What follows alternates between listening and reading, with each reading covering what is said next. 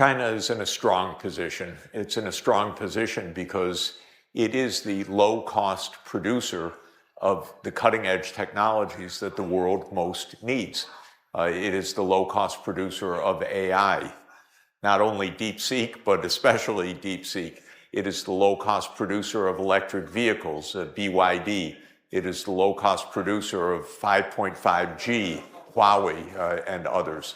It is highly innovative. It's producing the green and digital technology of the future, and the rest of the world is seeing this and wants to be part of it. It wants to be part of it both in supply chains, in other words, having production in China. It wants to be part of it in the Chinese market. It wants to be part of it as a trade partner with China in the developing world so that those countries can achieve rapid economic development. If you're in Africa, or if you're in ASEAN, or if you're in West Asia, you say, my ticket to fast growth is green and digital technologies. Where can I find that? Well, with partnership with China. So this puts China in a strong position. Ironically, Donald Trump is strengthening the Chinese economy because American protectionism is not being well received around the world. It's being received with hostility and anger in the Western Hemisphere, in Canada, in Mexico, in Latin America. It's being received with very great annoyance in Europe. It's being received with great concern in Africa and in ASEAN, in Japan, in Korea. So countries are reassessing. If the United States is not a reliable partner, well, we need China as our reliable partner. So I think Donald Trump is actually a very self-defeating approach for the United States by being aggressive vis-a-vis the rest of the world. China says, we're here, we're open, we're cooperative, come partner with us, and the world's hearing that. And talking about Donald Trump's tariffs and other restrictions and embargoes towards Chinese trade, investment, and technology, there's an interesting data I want to share with you. With China's semiconductor self-sufficiency rates projected to reach 70% by the year 2030. And of course, with the DeepSeek coming of age, and you use the word, defeating the purpose or self-defeating. How would you evaluate Donald Trump's policy so far vis-a-vis China, especially, of course, which is largely a continuation of Joe Biden's policy, which you called one of the worst, presidential policies towards China and its foreign partners? In general, the idea of the United States that it would remain the lead country indisputably, or the unipolar country, by somehow containing China was nonsensical. But that was the approach adopted already back by Obama in 2015 and 2016.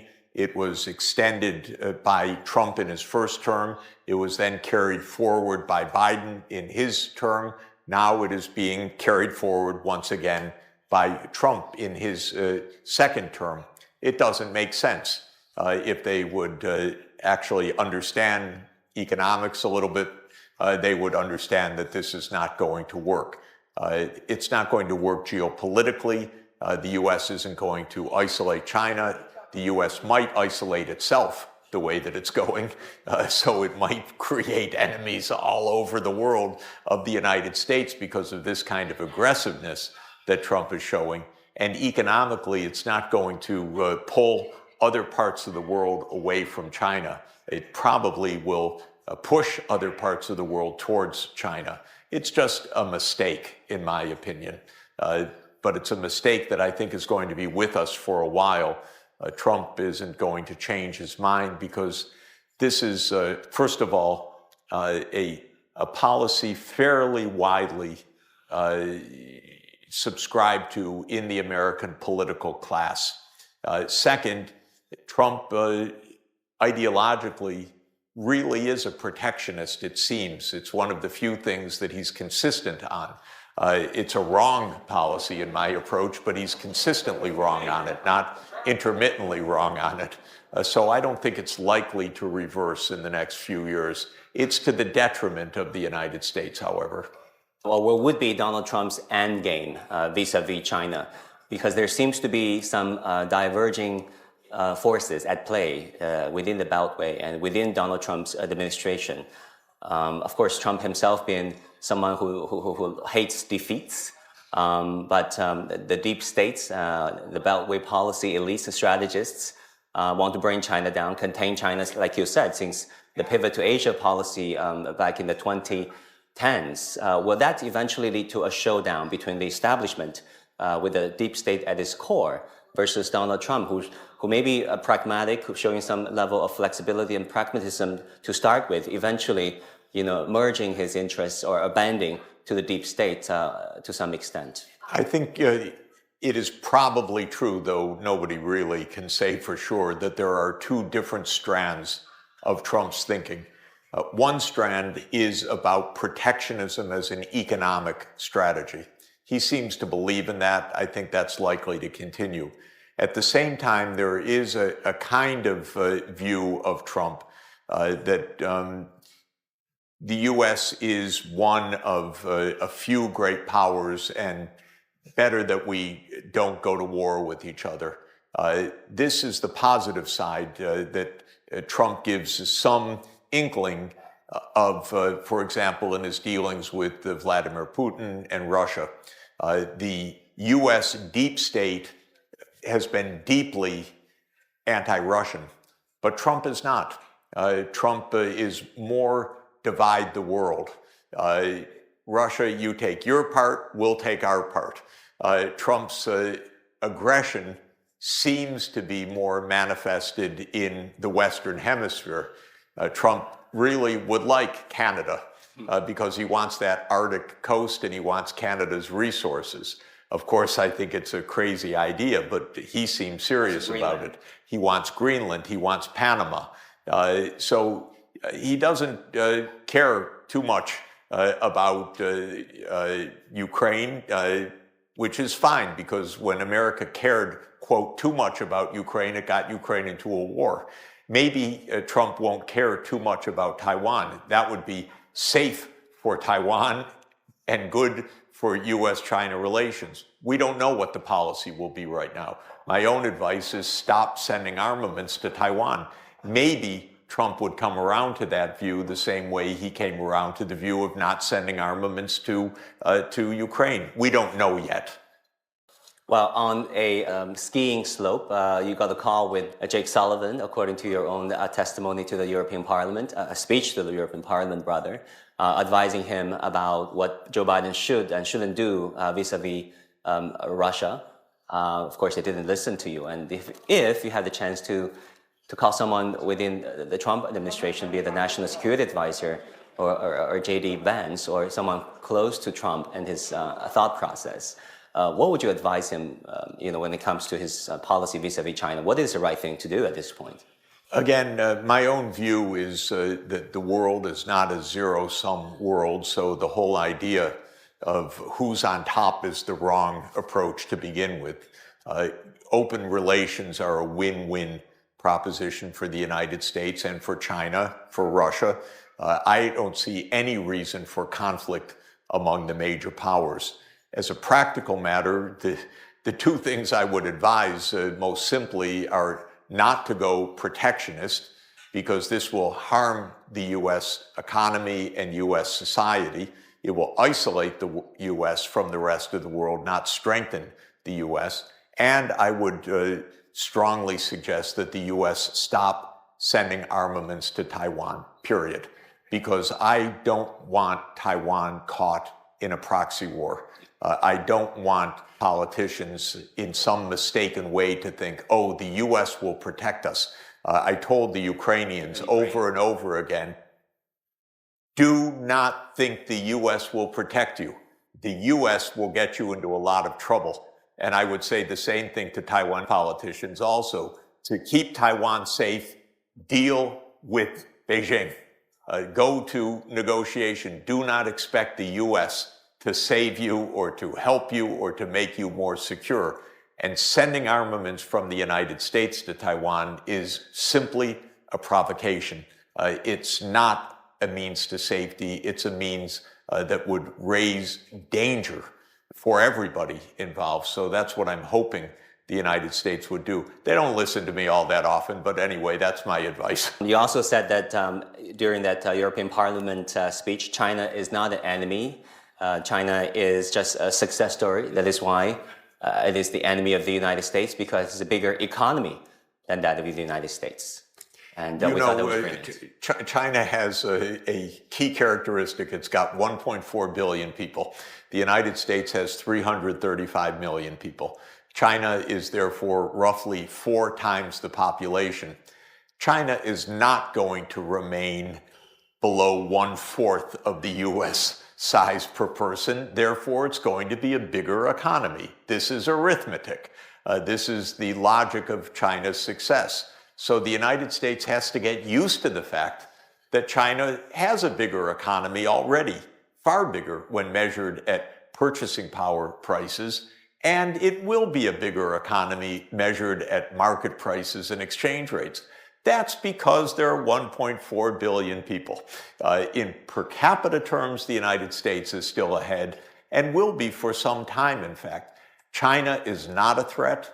China is not a danger. The world is not a zero-sum struggle. And trade with the U.S. and China during the past 40 years, and especially since the 1990s, has been mutually beneficial. China's rise has helped the United States to advance. The U.S. has helped China to advance. This has been mutually beneficial.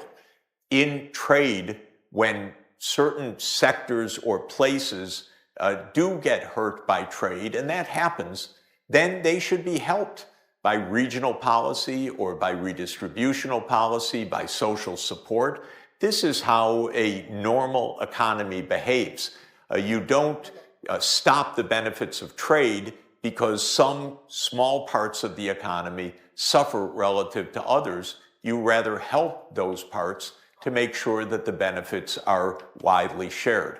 I can say in a different context in China, when China opened up the economy, it was the eastern part of the country on the coastal areas that benefited the most. And the Chinese leader said the Western China development is lagging behind the Eastern China development. So they created very creative ways to promote Western China development so that the benefits of development would also be shared in Central and Western China. That was a regional development policy that has been quite successful. The United States doesn't have such a policy. So if our industrial Midwest lagged behind, we don't have an industrial policy to say we need a Midwest development program. If we were as clever as China in its management of such issues, we would be much less protectionist. Trump is appealing to protectionism for particular parts of the American economy, neglecting the fact that the overall U.S. economy is a big beneficiary of U.S.-China open trade. Professor Sachs, talking about America's grand strategy, game theory is taught widely across American classrooms. The game theory that you think is not originating or derived from practical analyses, logical analysis, but rather very often coming from presumptions, presuming that your enemies or your rivals would act in a certain way, treating them as a black box, lacking of empathy and sympathy towards how they would think, and internally the dynamics over there. You said America's game theory is not a negotiation theory, it's not a peacemaking theory, but a unilateral theory and a non-cooperative theory. And can you elaborate on that? When American policymakers say, what should we do with China? They think they know what China's going to do. They think China's going to do some particular thing no matter whether there are negotiations or not. So they say, no reason to negotiate. Our policy should be the following. And this is a huge mistake.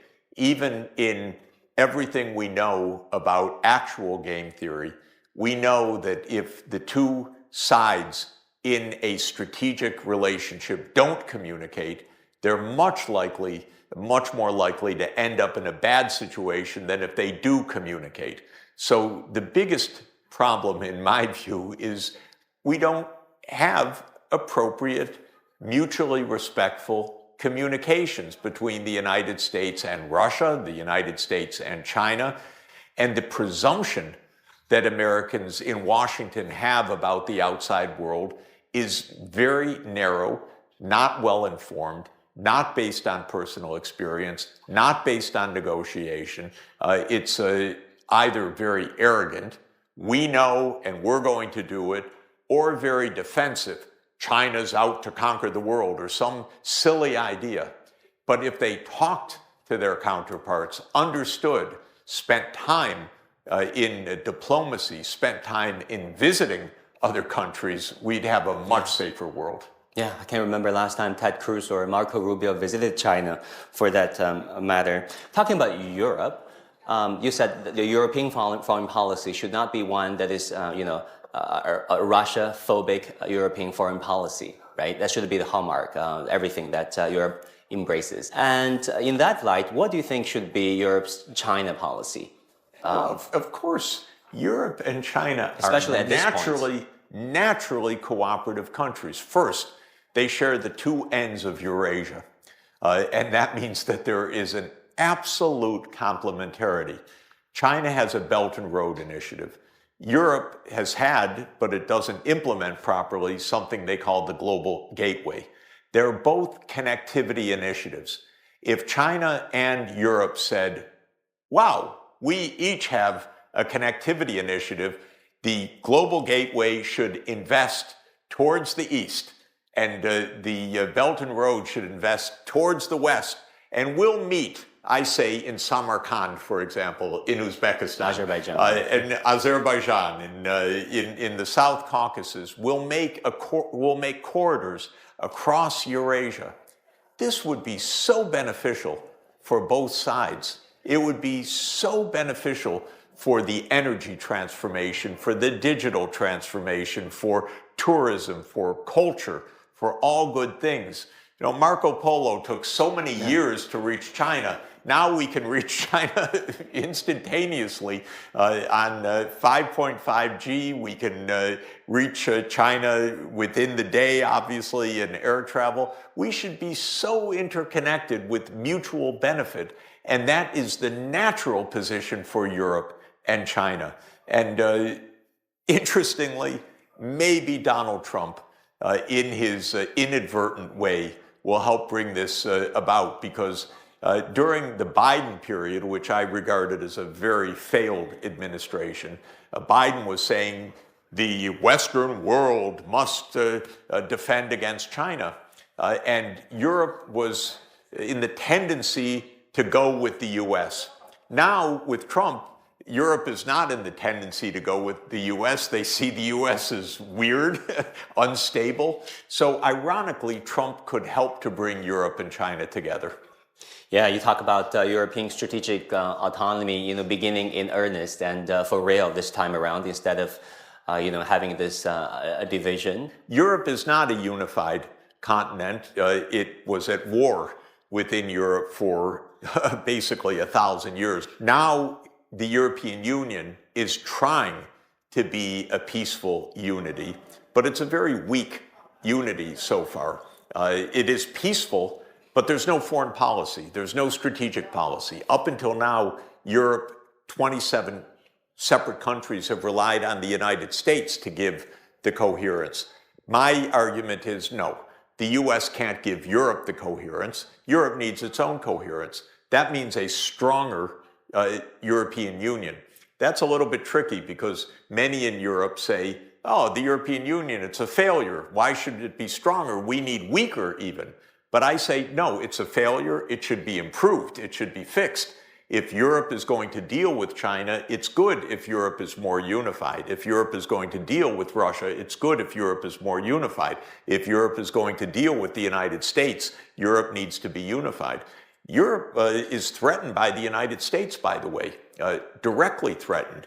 Donald Trump is talking about taking Greenland. That's part of Denmark. Now, seriously. A NATO country. Seriously, that's not an idle statement. That is a real security threat from the United States. Europe should respond as Europe. They're not capable of that yet. So this is part of what I mean by strategic autonomy is not only a change of mindset, but also a change of institutions so that there's a real European Union, not only a very, very weak European Union. And Professor, you said Europe is not NATO. It shouldn't be. And you even called for a dissolution of NATO, which should have happened, you said, in the early 1990s. Yes. Well, it's unlikely to happen given the constraints and realities, as some would say. But you think that could be a choice, a thought for some of them, more liberal thinkers and policymakers to entertain themselves with? I think that there's a real chance, depending on how U.S. policy evolves under the Trump administration, that NATO will actually end within the next 10 years. Whether the United States under Trump says we continue to honor Article 5, which is the mutual defense part of NATO, is an open question, actually. It's pretty clear that Europe is moving towards more military autonomy and security autonomy. I want Europe to do it not in preparation for war. That's suicide. I want them to do it for peace and deterrence. So I don't want Europe to just build a military to prepare for war with Russia. That would be insane.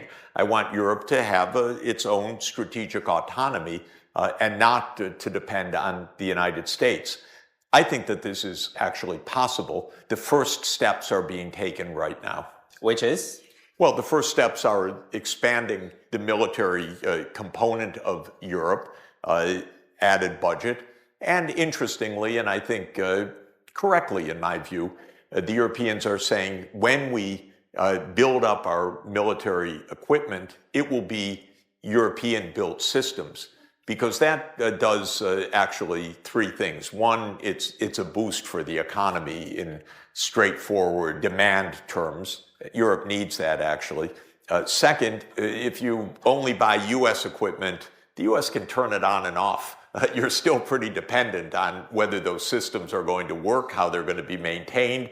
You're still under the U.S. control. And third, it's actually the case, strangely enough, that investments in the military actually have a lot of technology spillovers for the whole economy. I don't champion that as the way to get those spillovers, but that will accelerate the European capacities. You said AI must serve humanity, not replace it. And you said there's a real danger where AI is, helping centralize powers to the corporate elites, to the policy maker. Can you elaborate on that? AI is clearly a very powerful technology, and it can improve human well-being across every part of our lives. Every part of the economy can be benefited by AI. But we know there are real risks as well.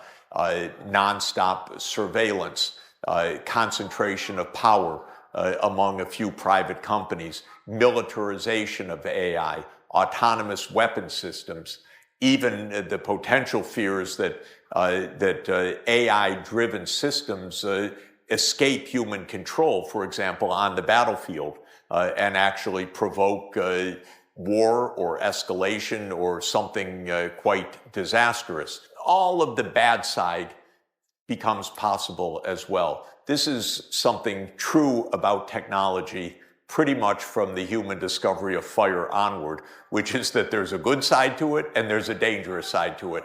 And what do you think of the hostility displayed by the Trump administration towards DeepSeek, banning the government officials from using it right now, which could extend to all sectors of the U.S. society potentially? We have a lot of companies very close into the Trump administration that are getting mega contracts from the CIA, from the Pentagon, from the National Security Agency, and from others that are creating a strong symbiosis of the security state and Silicon Valley. This is quite unhealthy, quite dangerous, also rather obscure from the public point of view. It's happening very quickly. It's happening below the surface. People don't know. Congress barely exists anymore. This is a one-person show in the United States at this point. So we don't really know what Mr. Musk and his friends are doing exactly in this area, but we have a good sense that a lot of potentially dangerous developments are taking shape quite quickly. Professor Sachs, thank you so much. Good to be with you. Thank you.